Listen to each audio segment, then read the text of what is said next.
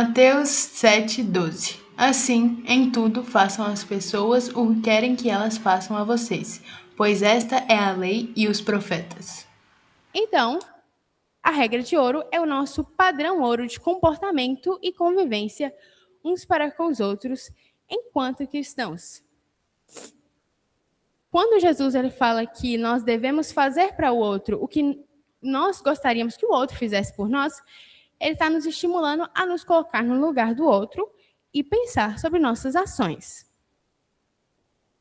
E aí vocês podem pensar que, então, acabou a aula, muito obrigada. É só isso. Mas é importante ressaltar que, embora seja simples de entender, né, nós corremos o risco de ver isso até como um clichê, né? Tratar os outros como eu gostaria de ser tratado. Isso é óbvio, né? Óbvio que eu preciso tratar bem as pessoas. Mas isso é uma visão muito rasa do que Jesus está dizendo. Porque quando a gente realmente aplica essa regra de ouro na nossa vida, ela tem um potencial gigantesco. E a gente vai entender isso nessa aula. Então, agora a gente vai explorar um pouquinho mais esse versículo. Porque, em poucas palavras, Jesus ele estava incrementando algo que aquelas pessoas da época já conheciam. Jesus faz muito isso, né? Eles falam assim, vocês ouviram e foram dito, né? Você deve amar os seus amigos, mas você pode odiar os seus inimigos. Eu, portanto, digo que não. Vocês ouviram o que foram dito, né? Tal coisa. Ele, no Sermão do Monte, como o objetivo dele é explicar o que a lei deveria ser de verdade, ele traz muitas coisas que aquelas pessoas já estavam acostumadas, e aí, da reviravolta dele, ele torna tudo mais incrível e mais difícil. Então, esse conceito que eles já conheciam, nós hoje em dia, né, porque vários teólogos chamam de regra de prata. Então, a gente vai falar, né, o que existia antes de Jesus, o que as pessoas estavam acostumadas. Os habitantes de Cafarnaum que receberam essa mensagem, eles não eram completamente estranhos a um conceito parecido, porque existia. Confúcio, que viveu de 551 a 489 a.C., já falava algo parecido. Ele disse, o que não desejas para ti, também não o faças aos outros. E um contemporâneo de Jesus, agora que viveu de 60 a.C. até 10 depois de Cristo, o Rabino Hillel, muito famoso, falando muita coisa, principalmente sobre o amor, não faça aos outros o que é odioso para você. Essa é a Torá, o resto é comentário. Vá e estuda. Um detalhe engraçado sobre essa frase do Rabino Hillel é que existe uma história, não sei se é verídico ou não, mas as pessoas contam, né? É comum que Rabino Hillel ele falou essa frase porque um gentil pagão, né, que gostaria de se tornar judeu, ele chegou para ele e pediu que ensinasse toda a Torá enquanto ele se apoiava numa perna só. Então ele explicou, não faças aos outros o que é odioso para você. Essa é toda a Torá. O resto é comentário. Vá e estuda. É fácil, né? Realmente foi brilhante aí dele. Só que no Sermão do Monte, ele resume, né, toda a lei e os profetas como sendo não fazer o mal, que nós não gostaríamos ao nosso próximo. E isso nós chamamos de regra de prata. É muito importante também, e com certeza todos nós já ouvimos algumas vezes, principalmente as crianças, né? Os adultos têm muito esse costume de falar com as crianças, você não pode fazer isso, você não pode bater no seu coleguinha, você não pode fazer com os outros o que você quiser para você. E isso, de fato, Dez mandamentos e as coisas que Jesus falou no Sermão do Monte. Não matarás, não adulterarás, não furtarás, não dirás falso testemunho contra o seu próximo e não cobiçarás. Pessoalmente, eu não gosto que espalhe. Então, eu não vou espalhar mentiras sobre ninguém. Pessoalmente, eu não gostaria que me matassem, então eu não vou matar ninguém.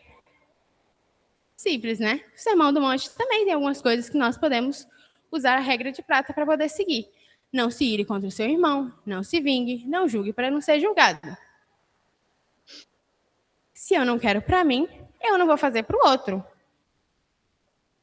É um bom princípio que vai nos ajudar a ter uma convivência pacífica com os outros à nossa volta. Existe O motivo para essa não ser considerada a regra de ouro, né? Só a regra de prata, é uma regra muito boa, mas não é tão boa quanto a outra. Porque o Rabino Hillel, ele brilhantemente resumiu a lei no negativo. Não faça o mal. Entretanto, Jesus, com sua imensa sabedoria, ele resume a lei de forma positiva. Faça o bem. Comentamos isso algumas vezes, né, nas aulas. Jesus, ele é muito mais do tipo, faça do que não faça. E essa mínima mudança no que o Rabino falou, muda tudo na nossa compreensão sobre essa lei. Tipo, de fato, é muito importante não fazer mal aos outros. Mas por que Jesus tem falado que nós devemos tratar o outro igual nós gostaríamos que nos tratassem? Faz toda a diferença. Por quê? Vamos pensar assim. Tá. Estamos aí querendo seguir a regra de prata muito bem, perfeitamente. Eu quero ser perfeito na lei, eu não vou ficar, então eu vou seguir o que o Rabino falou, a risca. Como que eu poderia fazer para ser perfeito em não... O que eu não quero para mim. Tipo, nunca vou fazer mal para ninguém. É muito simples. Tem vários jeitos de ser perfeitos. Nós podemos nos mudar para uma ilha deserta. Nós podemos nos esconder debaixo de uma pedra. Nós podemos nos trancar nos nossos quartos e nunca mais sair. Sem internet, é claro. Porque se tiver internet, você vai acabar brigando com alguém. E aí, nós vamos ser absolutamente perfeitos, sem pecado, arrasamos. A lei toda foi cumprida nesse exato momento. Como, dadas as circunstâncias, não há mais nada a ser fazido. Mas Jesus, como já comentamos, ele, no Sermão do Monte, várias vezes ele traz uma coisa que acreditava-se da lei e ele deixa bem mais difícil para nós. Jesus é bem mais radical. Ele vai falar, faça aos outros o que você quer para você. Então agora, para cumprirmos a lei, não basta só a gente ficar pacífico, parado, sem envolver com ninguém. Nós temos que ter uma postura ativa de fazer o bem aos outros à nossa volta. Por quê? Quando nós não fazemos isso, nós quebramos a lei. E se nós quebramos a lei, nós estamos pecando. Então, se nós nos prendemos numa ilha deserta, ficarmos isolados por planeta, não estamos fazendo bem para ninguém, então nós estamos pecando. É assim. Em Tiago 4,17 vai falar, portanto, pensem nisso. Quem sabe que deve fazer o bem e não o faz, comete pecado. Então, agora, sem desculpas, para não pecar, já não basta somente não fazer o mal. Se não fazemos o bem, também estamos pecando. Isso vai nos forçar a sair desse conformismo. De chegar aqui na igreja, não discuto com ninguém, não brigo com ninguém, e está tudo bem assim. Não está. Jesus, ele pede que a gente faça o bem para os outros da nossa volta. Olhe para o outro. E quando ele nos tira dessa zona de conforto, nossas coisas ficam muito mais difíceis. Imagine a seguinte situação. A gente ilustrar, né, o que Jesus está querendo de nós. Vocês são estudantes, todo mundo voltou para a escola agora, ensino médio, estudando para o Enem, e vocês são bons estudantes. Desculpa ela. Vocês são bons estudantes, né? Vocês aprenderam. Vocês sabem que a regra da escola é que vocês não podem sujar a escola, né? Vocês têm que prezar pelo que é seu, e de fato. E aí, todo o lixo que você produz vai direto para a lixeira. Você toma cuidado para não derramar água nem comida no chão quando você está comendo. E você não desenha em cima da mesa. E assim, você deixa a sua escola bem organizada. Ótimo. Mas um dia... Ups, não era esse slide. Um dia, você recebe a notícia de que você vai ser transferido para uma escola no Japão. bem legal. Pelo menos eu ia ficar feliz. Só que, e aí lá você acha que vai ser tudo normal, igual você está fazendo. Você é um ótimo aluno, até porque você conseguiu uma chance de intercâmbio e você vai continuar prezando pela sua escola, né? Você não vai sujar de forma nenhuma, tomar cuidado. Só que chegando lá, você descobre que já não basta só não bagunçar a sua escola. Você vai ter que limpar a sua escola. Exatamente. Então agora, não desenhar na mesa não é o suficiente. Você vai ter que lavar a mesa. Não jogar água no chão, deixar a comida cair, não vai ser mais o suficiente. Você vai ter que limpar toda a escola no fim de todo o período escolar. Isso é uma coisa que eles realmente fazem. Inclusive os banheiros, todo mundo tem que limpar. É uma baita mudança, não é? Vocês não iam ficar desconfortáveis? Eu vou ter que limpar a minha escola? Quando eu contei isso para minha mãe, ela ficou revoltada. Ela falou que não faria de jeito nenhum. Isso é ruim, né? Nós temos que sair dessa posição confortável de só não sujar para ir ter que... A gente vai ter que se agachar e ficar limpando as coisas. Que horror! É minha escola, se fosse minha casa, é uma coisa, né? Mas não, né? Quando Jesus está falando de algo que é ativo, você vai ter que fazer alguma coisa. Só não fazer não é mais o suficiente. Inclusive, John Piper, ele descreve, né, esse mandamento de Jesus como algo que se assemelha a arrancar a própria pele e revestir o outro com ela. Pensou que coisa? É uma metáfora brutal, mas ele está certo. A regra de ouro é difícil de cumprir.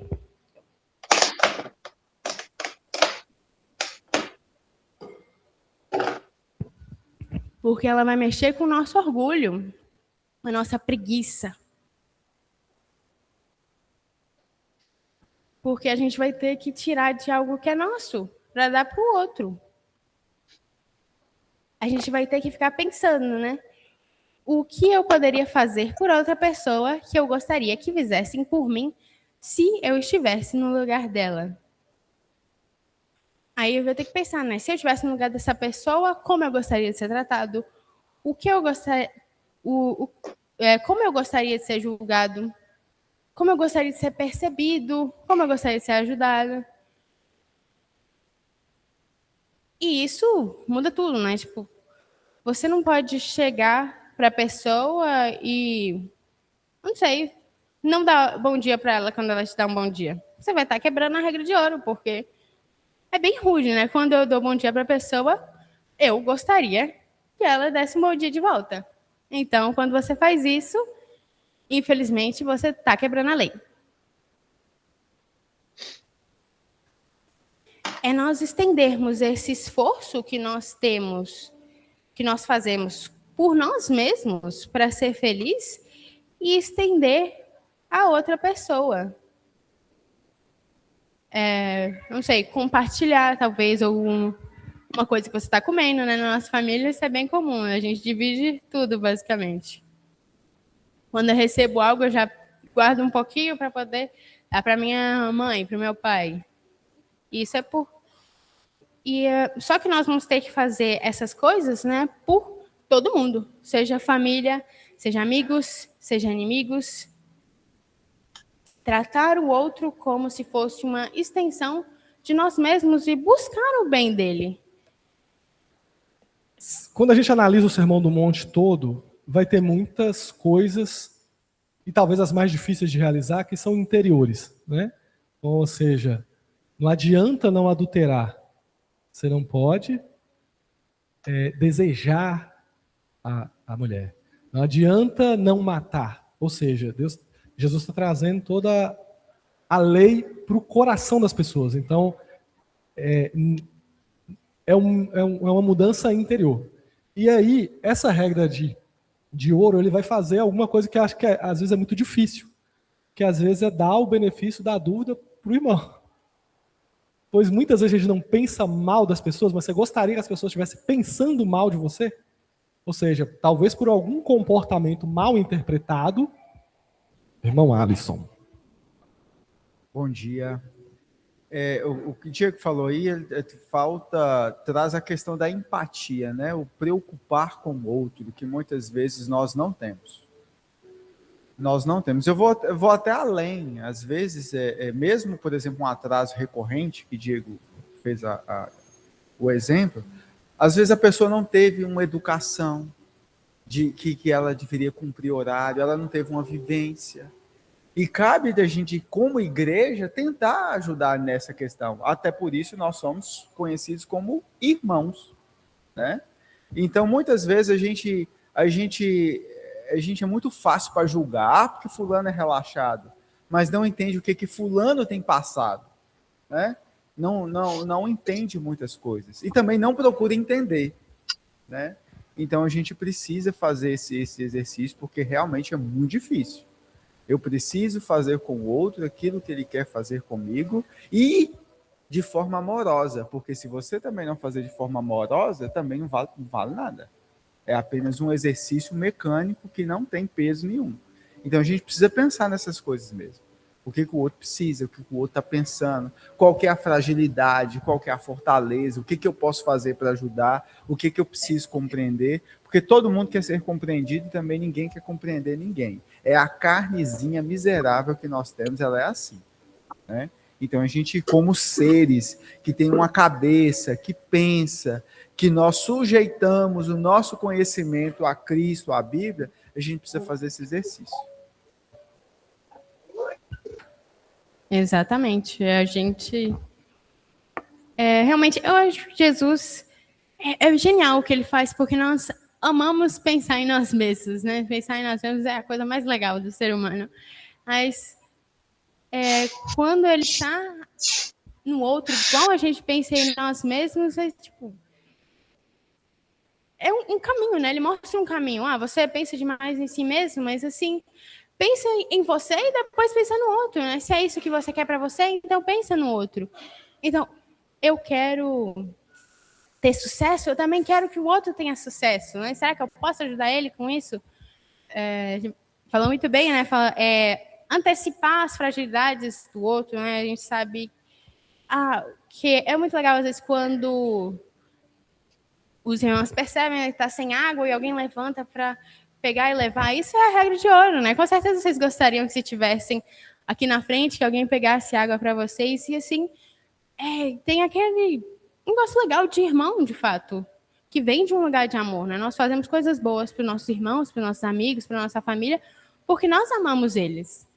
Mas é que Jesus, ele quer estender para todo mundo, não só para as pessoas que são legais com a gente. Até porque se nós fazemos a regra de ouro buscando retribuição, então você não vai fazer, simplesmente, porque não é sobre isso. Aí em Mateus 5:11 até vai falar, bem-aventurados serão vocês, quando por minha causa os insultarem, os perseguirem e mentindo, disserem todo tipo de mal contra vocês. É claro que essa regra vai nos ajudar a ter uma convivência melhor uns com os outros, mas ela não é sobre retribuição. Apesar de ser conhecida também como a lei da retribuição, ela exige que nós façamos as coisas sem esperar nenhum tipo de retribuição e sem que tenha tido nenhum tipo de retribuição. Às vezes essa pessoa nunca fez nada de bom para você, mas você vai fazer algo de bom para ela porque isso faz parte de você, não tem nada a ver com ela. E a palavra de Deus é tão incrível, paz, irmãos, que nos 10 mandamentos fala, né? Ame o seu próximo como a si mesmo. Então, se você... O que você deseja para você? Né? Como a Agatha acabou de falar, tudo de melhor que existe no mundo. Na lei já fala que você deve amar o seu próximo como você ama a si mesmo. Mas Jesus, ele vem deixar as coisas mais práticas. Então, ele fala o quê? Faça para o outro. Faça o que você quer que ele faça para você. Então, Jesus vem deixar isso mais claro. Amar, eu posso até dizer que eu amo. Amor, eu posso falar que eu amo. Mas como que eu comprovo que esse amor é verdadeiro? Quando eu produzo, quando eu tenho atos que demonstram que eu amo aquela pessoa. Então, eu posso falar, não, eu amo o Diego como eu amo a mim. Ok, cumprindo a lei. Mas, de fato, eu faço para Diego aquilo que eu gostaria que que fosse feito a mim. Eu amo na prática, eu faço atos que demonstrem o meu amor por ele, como meu irmão em Cristo. Então, e também tem a lei da semeadura, como a Agatha falou, nós não fazemos porque queremos algo em troca ou porque esperamos. A Bíblia diz que tudo aquilo que o homem plantar, ele vai colher, e isso abrange todas as áreas da nossa vida. Então, quando você é benevolente e ama alguém, não é porque você espera retribuição, mas o Senhor, ele vai te retribuir, porque a palavra dele, ela se cumpre em todos os sentidos. Então, o Senhor vai amarrando na palavra dele vários conceitos para que as pessoas possam entender de forma clara que o essencial é o amor. Todas essas coisas que eu faço, e eu só demonstro amor, não é com palavra. Tem muita gente que fala, eu amo você. Como que você percebe que essa pessoa te ama de verdade? Quando ela faz coisas que demonstram o amor que ela tem por você. Então, o amor, Jesus mostrou isso na prática, porque ele é o amor encarnado, não é só falar. Eu preciso fazer. Por isso que na regra de ouro ele deixa claro, faça. Você vai mostrar que realmente você ama quando você fizer. Então, o amor ele vai ser demonstrado através dos nossos atos. Exatamente. E às vezes a gente vai ter a oportunidade de fazer uma coisa boa para alguém que nos ofendeu. E quando essa oportunidade chegar, a gente vai fazer, né? Não porque a gente pode ganhar algo com isso, mas porque foi uma ordenança de Jesus, né? Nós amamos Jesus, nós somos pequenos cristos e ele fez isso enquanto ele estava na terra.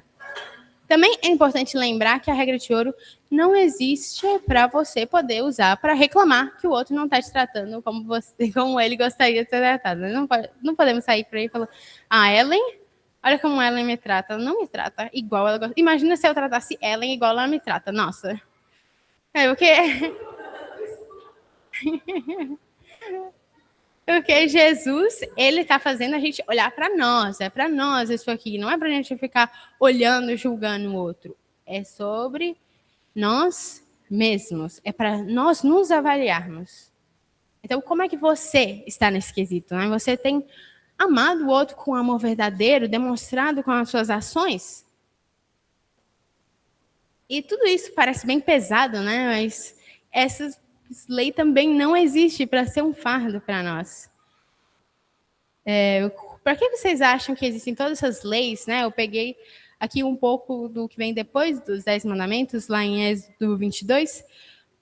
Quando Deus ele vai falar, ainda no Velho Testamento, não maltratem nem oprimam o estrangeiro, porque vocês foram estrangeiros no Egito. Não oprimam as viúvas nem os órfãos. Se fizerem empréstimo de algum valor a alguém do seu povo, algum necessitado que vive entre vocês, não cobrem juros dele, não emprestem visando um lucro.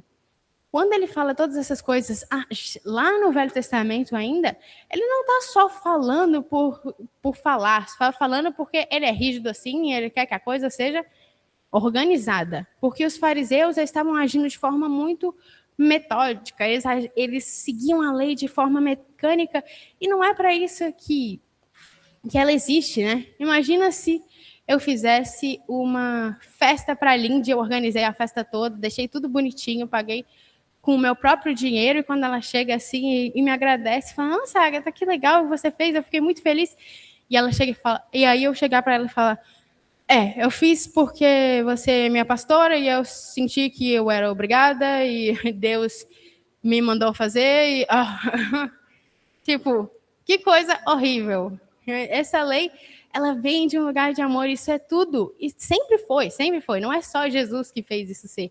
Sempre foi, agora ele está deixando bem claro, porque ninguém entendeu, que era sobre amor. Ele é um guia prático, é um norte. Como que eu vou amar essa pessoa? A gente pode começar fazendo isso. E isso. Ele está mostrando para nós o caminho para amarmos uns aos outros.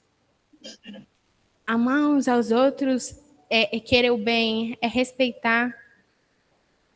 E isso, ele flui naturalmente quando nós amamos uns aos outros. Pode ser que até comece sendo difícil, mas são coisas que a gente tem que fazer para a gente chegar nesse nível que Jesus espera de nós.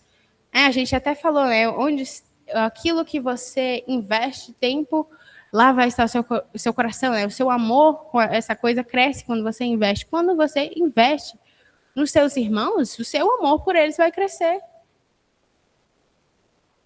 John Piper ele até traz dois conceitos muito interessantes para nós, que é de generosidade adrenérgica e generosidade coronária.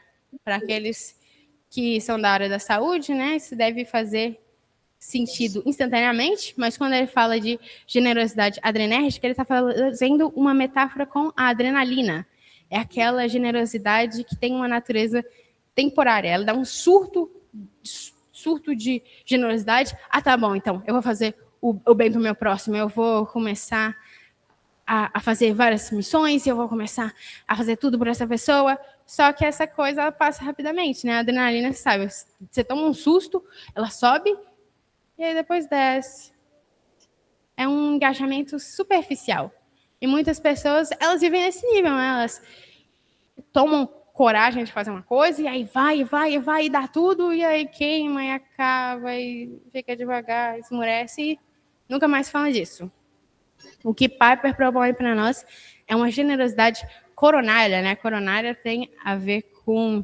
Ele está falando sobre o coração, né? Como o coração ele permanece pulsando.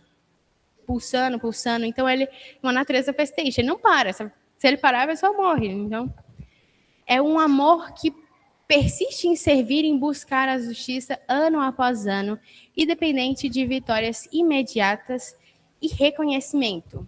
E ele falando aqui, esse amor ele não pode ser conseguido por nós mesmos, né? Produzido pela natureza humana. A natureza humana só consegue essa generosidade adrenérgica, essa rápida. A coronária, ela vem de Deus, né? Ela é fruto do reconhecimento de coisas que, inclusive, nós já falamos aqui na aula passada, lá em Mateus 7:11. Portanto, se vocês, apesar de serem maus, sabem dar coisas boas aos seus filhos, quanto mais o seu Pai que está nos céus dará coisas boas aos que lhe pedirem. Esse, portanto, né, ele leva a gente a entender, né? Tipo, se Deus dá coisas boas para nós, então a gente não tem que se preocupar em dar coisas boas para os outros, porque a gente tem a abundância.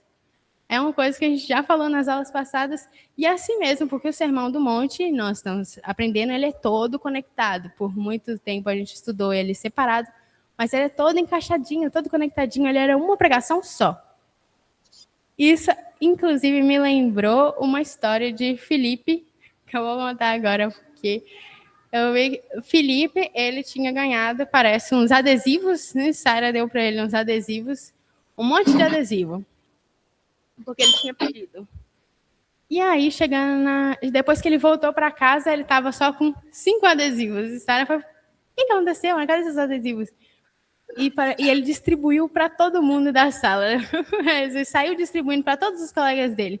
Aí Sara falou, mas Felipe, eu comprei um adesivo para você, você deu para todo mundo? Falei, mãe, eu só precisava de 5. Ele sabe que ele tem adesivos em abundância, então para ele é natural, ele dá sem se preocupar. E ainda por cima, ele deu para um dos coleguinhas dele que tinha batido nele. Por que você deu até para esse menino que te bateu? Mas, mãe, ele pediu desculpa. E tá certo, é exatamente isso que está falando, é uma generosidade que flui sem peso, sem fardo, e nós conseguimos alcançar isso quando entendemos que Deus é nosso Pai e Ele vai nos dar de tudo, e Ele tem nos dado tudo, então a gente tem sim o suficiente para compartilhar, a gente só precisa de 5 adesivos. A gente vai ficar bem se a gente compartilhar.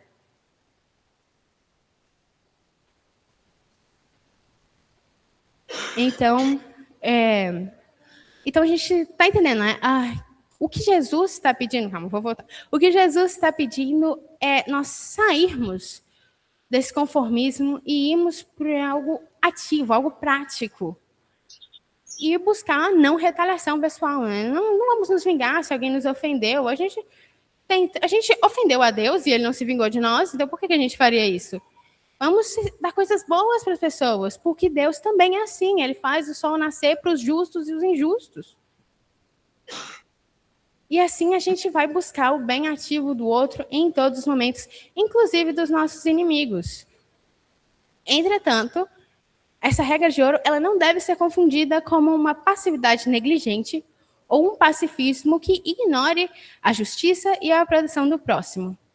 Sobre esse viés, nós vamos entrar no próximo tópico da nossa discussão, que eu dei spoiler sem querer, a regra de ouro, a justiça social e o pacifismo. E é melhor vocês não tumultuarem, porque eu vou dar uma aula só. Quando o Piper ele falou sobre a regra de ouro, ele deu bastante atenção à questão social.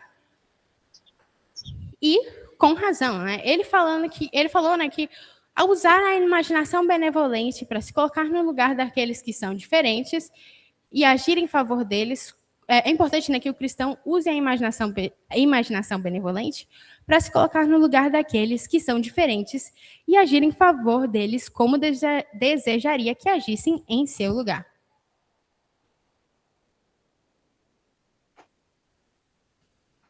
E quando ele fala desse diferente, né, na pregação de Piper, ele dá destaque para as pessoas que têm uma etnia diferente da nossa, ou que são socialmente diferentes de nós.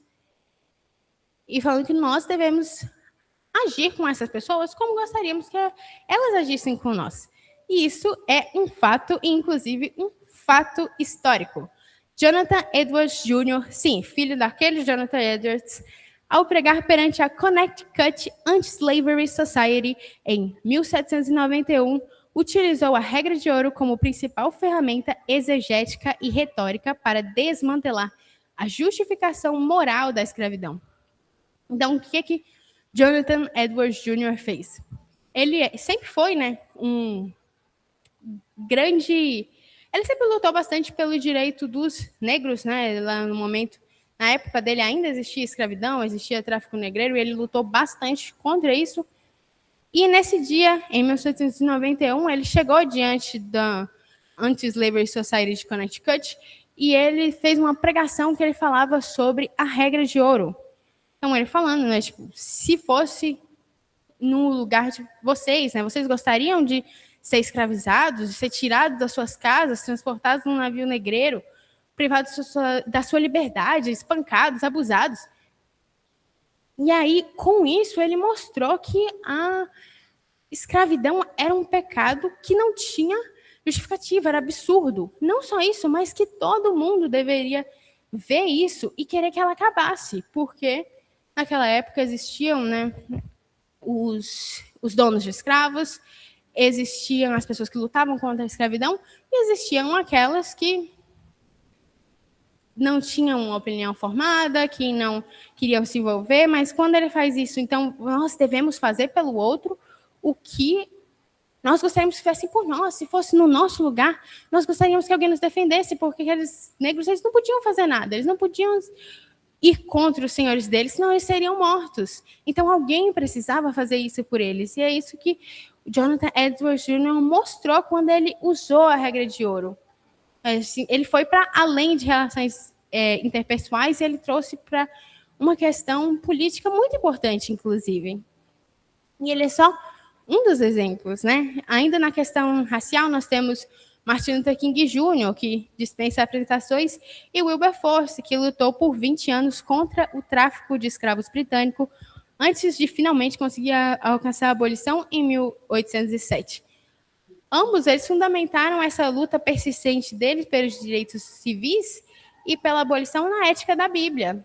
A Bíblia, ela ajudou a acabar com a escravidão. Que bom! É só com a perspectiva bíblica que todas essas pessoas fizeram isso. Lutaram. Nós também temos, eu trouxe outra figura, indo para outra questão, não da racial, Florence Nightingale, ela foi enfermeira, por isso que eu conheço ela, se dedicou ao cuidado com o outro, principalmente dos pobres, por ver isso como uma forma de servir a Deus.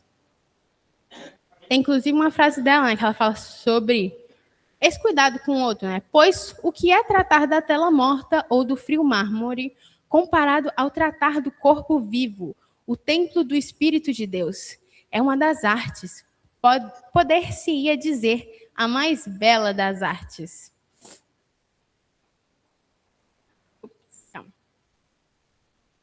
Jonathan Edwards Jr., Martin Luther King Jr., Wilberforce, Florence e muitos outros, eles usaram da Bíblia nas suas vidas, seu trabalho. As suas realizações são inexplicáveis sem a dependência deles na Bíblia e na moral de Cristo. E Jesus, ele também defendeu os oprimidos enquanto ele esteve aqui. Lá na purificação do templo, nós podemos ver como ele fica revoltado com a exploração dos pobres, né, que tinham que pagar lá preços absurdos para poder fazer as ofertas dele para Deus. Ou como ele critica os fariseus por usar da lei para poder oprimir o povo. Tem até um momento lá em Lucas, parece que ele reclama que eles ficam sugando das viúvas e depois fazem longas orações para poder disfarçar. Em Mateus 23, que ele fala que eles fecham a porta do céu, eles não entram e não deixam ninguém entrar. Ele defende as mulheres em vários momentos, quando ele fala no Sermão do Monte, para não objetificar, contra a objetificação. Fala também no Sermão do Monte contra o divórcio excessivo, porque os homens usavam isso para poder oprimir as esposas deles. E em diversos outros momentos, quando ele protege a mulher em adultério, momentos incontáveis, ele ajuda os necessitados. Né? Nós sabemos que eles tinham uma bolsa que eles carregavam o dinheiro para poder doar para os pobres.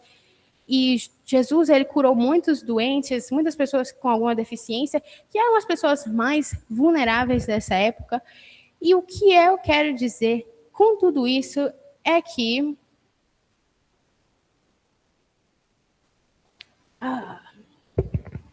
a questão não se trata de uma questão ideológica e muito menos de lado político.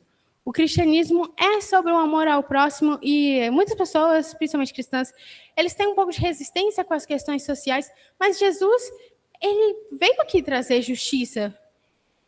E é importante que nós nos preocupemos com isso também. É relevante para o cristão se as pessoas na periferia têm acesso à saúde. É relevante para um cristão se os refugiados estão sendo maltratados. É relevante para um cristão se as pessoas na rua estão morrendo de frio. Está muito frio esses dias. É relevante para nós se existe pobreza, fome. É relevante para nós se a violência contra mulheres e crianças tem crescido. Importa para nós a luta dos portadores de deficiência ou neurodivergências.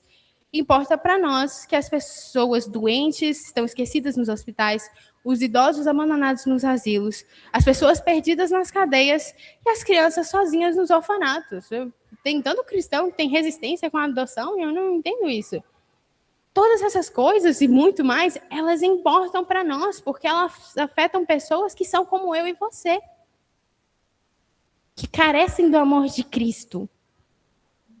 Mesmo aquelas pessoas que nós, às vezes, vemos como inferiores, né? O Brasil, ele é um dos que mais mata transexuais. E muita gente aplaude, mas é horrível. São pessoas que estão perdidas, que estão morrendo, indo para o inferno. Isso também tem a ver com o chamado missionário, que muitos têm ignorado.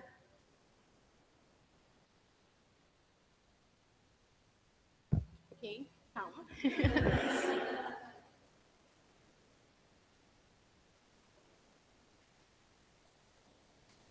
O que a está falando, gente, é muito importante no sentido, assim, trazendo para a nossa realidade, né, e brasileira, onde há uma polarização política, e eu vejo que das doenças, né, do câncer que entrou por conta da polarização política, é a repulsa por algumas pautas cristãs que foram sequestradas para discurso político. Então, vamos supor, eu sou uma pessoa direita e a esquerda, ou players, né, pessoas, como é que seria a palavra certa? Influencers, pessoas de destaque do outro espectro político, fala sobre defesa dos animais. Então, defesa dos animais virou uma pauta de esquerda. Então, eu que sou direito, não posso. Defesa dos animais, isso é coisa de que isso começa a minimizar o problema. Então, se o racismo é mais falado por outro lado, aí racismo começa a ficar mais leve para mim. Não é tudo isso, o Brasil não existe isso. Entende? Então, por causa de política, muitas vezes nós estamos abandonando a pauta cristã de cuidado com os outros.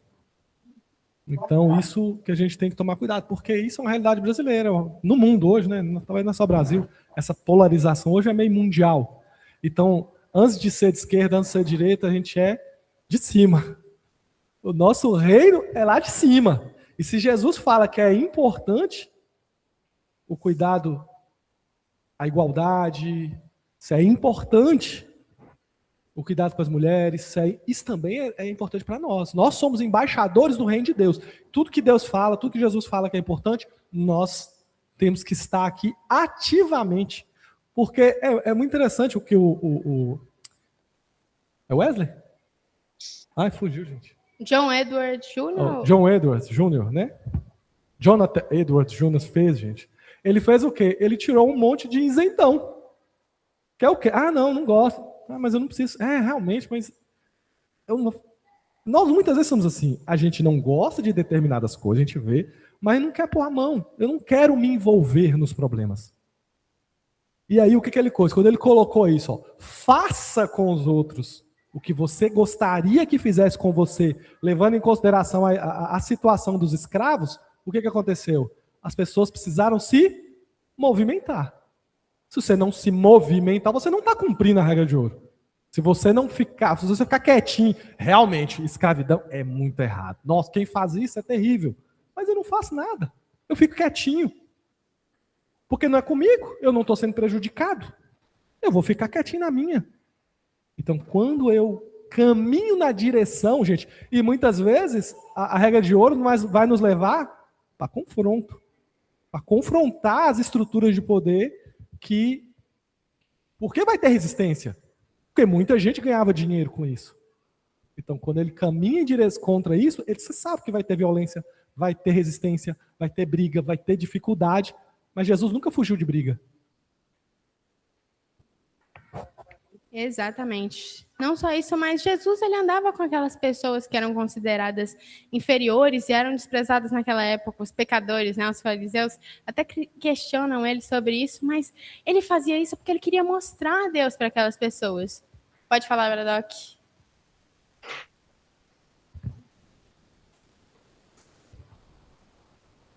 Bom dia, gente. Essa questão de a gente tratar as pessoas e querer que a gente seja tratado como as pessoas tratam a gente. Eu tinha uma avó que ela falava o seguinte, que eu acho que isso aqui não é uma pergunta, é uma reflexão. Todos nós já passamos por alguma situação dessa, que uma pirraça bem feita mata qualquer um de raiva, né? E esses dias mesmo eu tive uma cliente minha que é professora, e ela falando que teve uma menina na sala lá, que a menina é tão pirracenta que ela foi para o banheiro chorar, que a vontade que ela tinha de quebrar o pescoço. Mas é o seguinte, como que a gente lidar com uma situação dessa, né? Que a gente sabe no trabalho, na escola, em qualquer ambiente, você tem aquelas pessoas que querem instigar a gente. A gente, como cristão, até quando a gente tem o limite da gente, né? A gente sabe que Moisés foi um cara que era um caminhão de paciência. Nem ele não aguentou aquele povo, né? Tanta pirraça. Como a gente age numa situação dessa, né? Mas Deus, ele critica Moisés, né? Moisés, ele sofreu porque ele perdeu a calma. Aleluia. Assim, respondendo, assim, claro, de forma básica ali o que Bradock está falando, assim, gente, quanto mais a gente se ofende com determinadas situações, também está muito ligado com o nosso orgulho. Geralmente, quando a gente... o próprio Jesus, depois de ser cuspido, apanhou, foi crucificado, o que ele fala? Perdoa. Eles não sabem o que fazem. Mas uma das características mais importantes de Jesus é a humildade de Jesus. Então, às vezes, quanto menos a gente aguenta a pirraça, provavelmente mais nós estamos com um orgulho elevado. Então, como que eu acho? Talvez eu tenha que olhar para mim. Será que eu sou uma pessoa orgulhosa? E orar a respeito disso, e absorver essa humildade que vem de Jesus, e talvez isso vai doer menos com o passar do tempo. Entendeu? Mas é claro que é complexa a sua colocação, a sua pergunta. Mas eu penso que um ponto interessante é esse.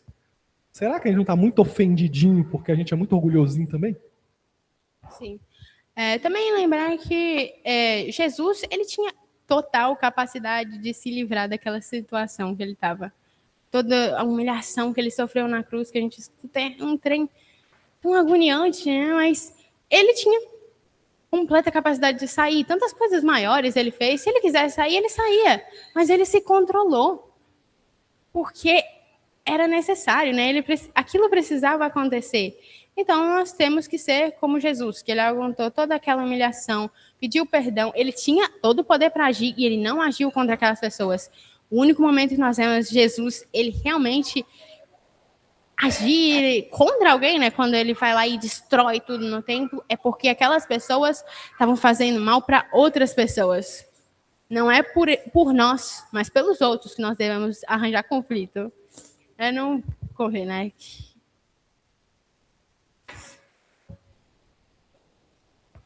Bom dia. Você usou uma expressão bem colocada, se controlar, né? Muitas vezes nós não temos esse autocontrole de nós mesmos. Jesus, ele mostrou para nós, nos ensinou que é possível isso. Ele poderia ter, né, deixado para lá, mas ele não fez isso, ele se controlou e nós precisamos muitas vezes nos controlar mesmo. É respirar fundo, é segurar na mão de Deus e ir. Porque às vezes a gente ouve, né, algumas situações, nós somos confrontados no nosso orgulho, né, como diz meu esposo, no calcanhar de Aquiles, muitas vezes tem pessoas que nos atacam exatamente lá, mas é a oportunidade que a gente está tendo de crescer no Evangelho, de crescer na prática daquilo que nós ensinamos, e precisamos mesmo, né, nos controlar, ter autocontrole a respeito daquilo que nós ouvimos, processar as nossas respostas, porque é a partir daí que a gente vai viver esse evangelho na prática. Colocando, às vezes a gente é tentado, testado naquilo que nós somos mais orgulhosos e nós caímos em tentação. E o objetivo não é cair em tentação, porque o obreiro aprovado, Jesus estava nos ensinando a ser isso. Ser tentado, ter autocontrole, controlar nas respostas, controlar na fala, né? Como o caso de Braddock, a professora que foi para o banheiro chorar. Eu já fiz isso muitas vezes, ir para algum lugar para chorar, mas às vezes nem consegui chegar até o lugar, porque as lágrimas já desceram antes, porque nós precisamos mesmo, né, olhar para dentro de nós e nos controlar, porque nós queremos fazer para o outro aquilo que eles fazem, quando, mas foi injusto, mas enfim, deixa com Deus e Ele vai cuidar. Se controlar é a melhor resposta quando nós somos confrontados com alguma situação. E orar, como o Diego disse, a respeito, eu preciso melhorar aqui, eu preciso melhorar ali, porque nós estamos num processo. E esse processo, muitas vezes, não é fácil, ele é doloroso, e nós precisamos, cada dia mais, estar na presença de Deus melhor. Exatamente. E aí, alguém mais quer falar? Eu vou falar um comentário sobre o que Braddock falou, que uma pessoa ficava lá pirraçando a professora. Óbvio que tem leis que protegem os professores, os trabalhadores, e se tem uma situação, existem recursos que podem ser utilizados. Mas a pergunta dele foi, como cristão, até onde a gente tem que aguentar isso? E aí a gente tem a história na Bíblia de Jesus, que é nosso maior exemplo, que quando o povo estava lá matando ele, enfiando um trem nele para ver se saía sangue ou água, ele foi e falou, Pai, perdoa eles porque eles não sabem o que fazem. Então, a resposta talvez seja essa. Muito bem falado, Natália. E ainda sobre o que nós fazemos, né? C.S. Lewis tem uma frase que eu achei muito bonita, que fala, Deus só pode mostrar-se como realmente é a homens reais. Isso significa não apenas a homens que sejam individualmente bons, mas a homens reunidos num só corpo, que se amem uns aos outros, que ajudem uns aos outros e mostrem Deus uns aos outros. Essa é a essência do cristianismo. É nós, como cristãos, refletindo a imagem de Cristo para os outros enquanto estamos na terra, porque Cristo já subiu e nós ficamos para mostrar aos outros como ele era enquanto ele estava aqui. Ô, gente, eu penso assim, falar é fácil demais, mas eu tenho certeza que até entre nós aqui, cada um tem um temperamento diferente. Tá entendendo? Às vezes, Diego pode aguentar a pirraça o dia inteiro, mas eu não aguento um minuto, né? Pedro mesmo era dessa forma, pirraçar o homem daquele para ver o que ele fazia.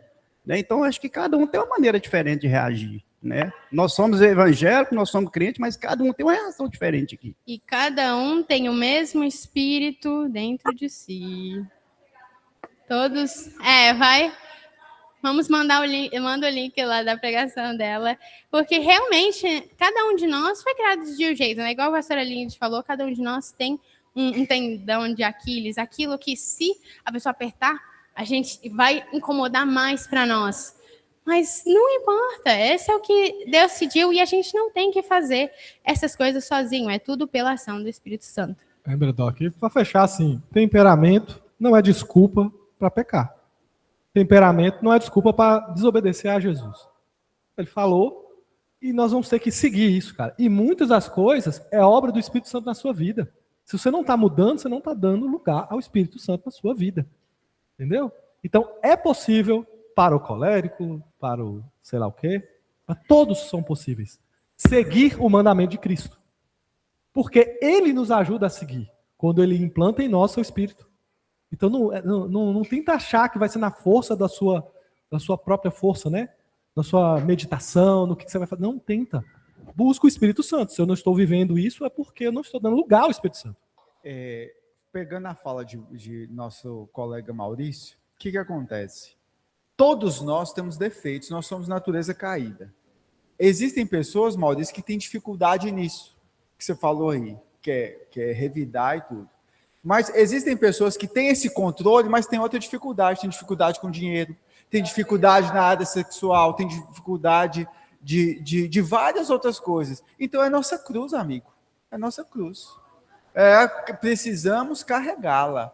E assim, tudo aquilo que a gente tem dificuldade tem que levar ao conhecimento da palavra de Deus e tentar fazer o melhor. Porque todos nós aqui, ninguém é perfeito. Um tem uma dificuldade de xingar o outro tem uma dificuldade na área sexual, outro tem dificuldade na área financeira, outro não sabe falar a verdade, só fala mentira. Então é desse jeito. Todo mundo tem um defeitozinho. E nesse, todo mundo tem que se aplicar no que diz a palavra de Deus. Sejamos sujeitos a ela, né? Amém, exatamente. Então, indo por esse ponto, né, com esse de lutar pela justiça e fazer para o outro só o que nós gostaríamos que fosse feito para nós, a gente cai às vezes na armadilha de pensar, então, que, então, se o bandido vir matar a minha família toda, eu vou ter que deixar ele, porque eu não gostaria, se eu fosse bandido, eu não gostaria de apanhar. Não. Entretanto, Jesus não proibiu a resistência quando a violência está sendo cometida contra um terceiro inocente. O que Jesus, ele não gosta, ele fala contra, é a vingança. A caridade não exige que nós sejamos feitos de sapato, de capacho, né? Ou ignoremos algum erro que precisa ser confrontado para promover a justiça. Nós falamos sobre isso, né? Da disciplina cristã. Não vou confrontar essa pessoa porque eu não gostaria de ser confrontada. Você gostaria sim. Primeiro, você gostaria sim. Segundo, é importante se for promover a justiça. E nós não estamos quebrando a regra de ouro quando fazemos isso, porque fazemos isso pelo amor àqueles que estão sendo oprimidos ou ameaçados e que não conseguem se defender. E quando Jesus fala de não resistir ao mal, nós também não podemos aplicar essa regra a diretrizes para estados, forças policiais ou defesas nacionais, porque isso geraria caos e injustiça. Eu lembro que quando teve aquela polêmica lá, invadindo favela e tal, não vamos entrar nesse mérito, a professora da minha irmã, que é de filosofia, parece um projeto de vida, falou contra porque alguém tinha que quebrar o ciclo de violência. Mas o ciclo de violência já está lá há muito tempo. E se a polícia só não fazer nada, ele não vai ser quebrado. Então, inclusive, na própria Bíblia, mesmo depois do mandamento de não matar, Israel trava várias batalhas amando de Deus. Inclusive nessa que eu coloquei em 1 Samuel 15, Deus fala claramente, você vai matar todo mundo. E Saul não mata todo mundo. E Jesus fala, não, aí Deus fala, que é isso?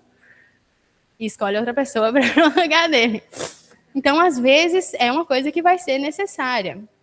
Um policial, ele não pode não fazer nada contra um bandido quando acionado, porque seria uma grande negligência. Como eu falei, defender os outros é, sim, a regra de ouro. Nós gostaríamos de ser defendidos se estivéssemos sendo oprimidos, humilhados, atacados. Então, completamente válido. É exatamente isso, né? Quando defendemos o outro, né? Nós estamos fazendo o que nós gostaríamos que fizesse por nós, então a regra de ouro não está sendo quebrada. Afinal, nós precisamos ser cristãos sinceros, que estejam dispostos a seguir os princípios bíblicos e viver uma vida correta perante a Deus em todas as situações da nossa vida. Então, a gente pode ir agora para como aplicar tudo isso na prática, para resumir a nossa aula. Ela já estava acabando, mas enganchou no final. Então, vocês vão esperar só mais alguns minutinhos, porque é bem rápido. Então, pensando em tudo que aprendemos hoje, né, como nós vamos poder aplicar essa regra de ouro para realmente ter uma mudança profunda e definitiva nas nossas vidas. Vamos orar sem cessar. Se nós não tivermos um relacionamento com Deus, né, a tentativa de viver essa regra só vai gerar um esgotamento, né, vai ser aquela generosidade adrenérgica. Ou então, pior, igual os fariseus, que tinham uma espiritualidade que era puramente performática. Era um relacionamento sólido e confiança em Deus como um pai provedor e generoso que nós podemos nos sentir seguros para seguir ao próximo sem exigir reciprocidade e a lidar com desaforos e reagir da forma mais cristã possível. Em Isaías 40, do 29 ao 31, até vai falar: ele fortalece o cansado e dá grande vigor ao que está sem forças. Até os jovens se cansam e ficam exaustos, e os moços certamente tropeçam, mas aqueles que esperam no Senhor renovam as suas forças. Voam alto como as águias, correm e não ficam exaustos, andam e não se cansam. Então, realmente, é só no relacionamento com Deus que nós vamos conseguir aplicar essa regra de ouro verdadeiramente. Uso da imaginação benevolente, né? Nós temos que fazer o exercício mental de pensar no outro, imaginar, inverter os papéis e nos perguntar: se eu estivesse na situação dessa pessoa, o que eu desejaria que fizessem por mim? E assim nós somos chamados a antecipar as carências dos outros e agir de forma a supri-las, né? Não ficar esperando, mas ir de encontro a fazer o bem.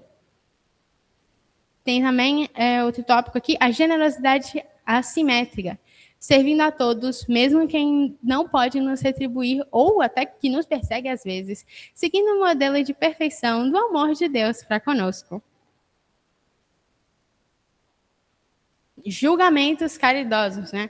A regra de ouro pode ser aplicada também durante o julgamento com o outro, né? Julgando os outros como nós gostaríamos de ser julgados, né? O pai falou aí, às vezes, a gente é muito rápido para julgar as ações e as falas das pessoas, e o ideal é que a gente realmente pense no lugar dessa pessoa.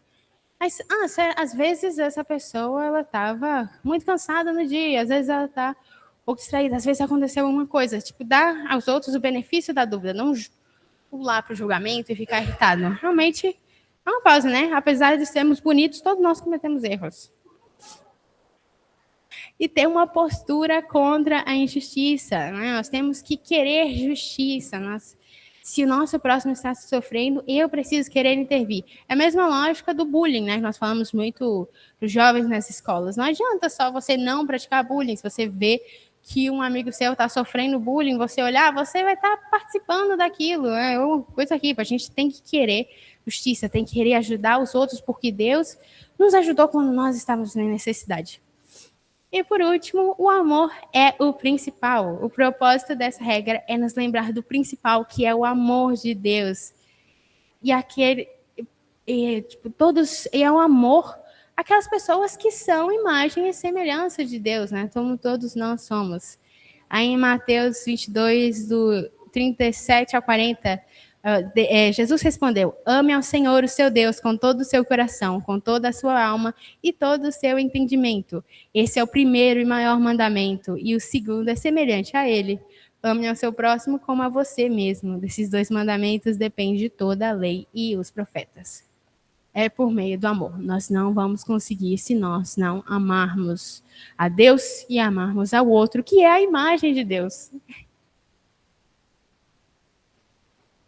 Jesus, ele te amou e entregou a vida por você, quando você ainda o desprezava. Jesus só está pedindo para que você faça o mesmo por alguém, porque ele fez primeiro por você. Obrigada pela atenção.